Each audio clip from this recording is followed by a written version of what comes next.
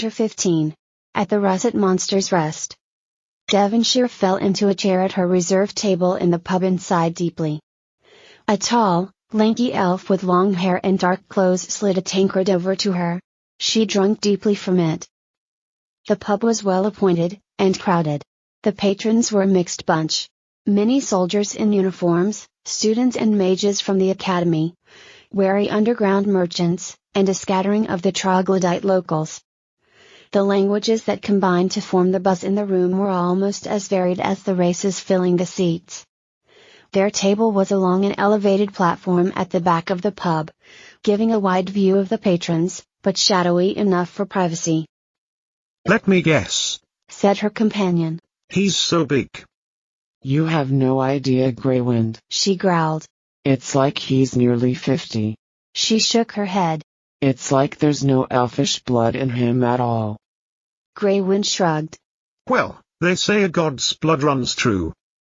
"That's one thing," said Devonshire. "but it's like there's none of me in there at all." "You'll be in here," said Greywind, tapping his head.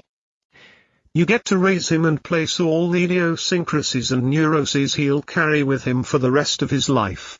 He drank and smiled. "Not even that," she said sourly. "Mr. Halibut is doing that for me." She glumly took another long draught. "Going a bit fishy, is he?" asked Greywind. Devonshire blew through her lips. "No. Not really. Other than thinking in 3 dimensions, that is." "Sounds useful," said Greywind. Devonshire shrugged. "Could be. Who knows? It's just a vicious life back there." "Ah yes," sighed Greywind nostalgically. "I remember the vicious life. Growing up in the gutters of Romitu, begging for crusts of bread. Cutting the purses of those who bent to take pity on me. Getting my face kicked in by the guild for not giving them a share. Good times." Devonshire snorted. "I had hoped for better for him." "Every mother does," said Greywind. "Or, at least I think my mother did. Not that I knew her." They drank in silence for a while. "Well, this might distract you," said Greywind. "At least, give you something gloomier to consider." "What now?" said Devonshire. "You might expect some heat on the old reincarnation/eternal life argument," said Greywind. Devonshire rubbed her head. "On top of everything else. Great. What makes you think that?" "Bianca nipped off to see her mother out in the waste. Since she came back she's been sounding people out about it." "That pasty slug," swore Devonshire. "Have you put a trace on her?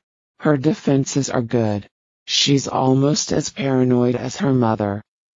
"I just asked Lily," said Greywind, smiling. "For all of her hanging around with Jack, you think he would at least have taught her to lie?" "Don't tell me he's in on this too," sighed Devonshire. No, said Greywind. "As far as I can tell, he's still chasing his tail over that knife." "As long as it keeps him busy and away from anything sensitive. He's responsible for the biggest security breach we've ever had. I don't know why he still has his job." She finished her tankard, and a server brought another one almost immediately. "Bianca can be quite persuasive, when she wants to be," said Greywind. "In a sort of blunt, brutal way."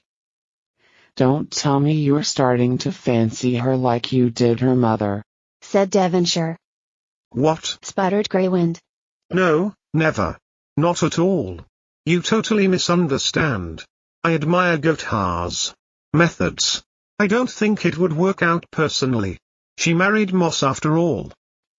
"Yeah, right. 2 confused adolescents I have to look after." She rubbed her eyes. "I don't know what the problem is. Reincarnation was fine for 6,000 years. Layers of history and experience bedding down in each soul like layers of sedimentary rock. It was just these upstarts rocking the boat 2,000 years ago that changed things. We should put them back to rights." "Remember, we're talking with humans here," said Greywind. 2,000 years is a long time to them. Yet Moss is talking about granting eternal life to everyone. Don't tell me they don't understand scope. She glared angrily over the crowd. I'm just saying you need to think through your arguments. An appeal to nostalgia that no one remembers probably isn't going to cut it. He gestured out over the crowd. This isn't the way things always were. Sure, maybe in Romitu, the city. But you are getting more of this cultural hodgepodge all over Romitu, the empire. And that is quickly becoming the known world. You need something that makes sense to these people in this context. I don't know, said Devonshire. I can't think. Clearly we need more to drink, said Greywind. That is, if you aren't on duty. Devonshire patted a pocket. I've got my sobriety salve here. Greywind shuddered. When his replacement drink arrived, something dense and dark from the underground, he blew the foam off the top and continued. Problem 2, we don't really know the meaning or import of all of those sedimentary layers, as you put it. Sure, we've worked out how to break through them, and tap into our past lives. We had to do that to interrogate Angelica, after she passed her soul to Lily. But they normally don't really seem to be aware of each other, so we don't really know the point. I wish I could get a straight answer out of a gray elf. They made us that way. You would think they would have an interest in keeping us that way. Greywind shrugged. Problem 3, even if we could agree on reinstating reincarnation, we don't know how to. At least that's what you've told me. I couldn't tell a ley line from a runestone personally. The 144 did it somehow with the new magic before they erased it. The answer is there. But 143 of them are now gods. A smattering of which are dead, and all of which suffer from self-inflicted amnesia instituted with the erasure of the new magic. The 144th. You would have to ask Coral about her. But from what I understand she walked out before the change happened. Devonshire shook her head. If we can't interrogate the culprits, we can derive it ourselves. They were just men when they worked it out. We have an entire academy of people to do research. If, said Greywind pointedly, if you can get everyone to agree to that line of research, without using circular logic. They drank in silence for a while. We need more people who just believe, no argument, that this is the right thing, said Devonshire. Where are you going to find those? Asked Greywind. I'm not, said Devonshire. I've got way too many irons in the fire. You are. Me? Said Greywind, protesting. I've got many irons. Yes, many irons too.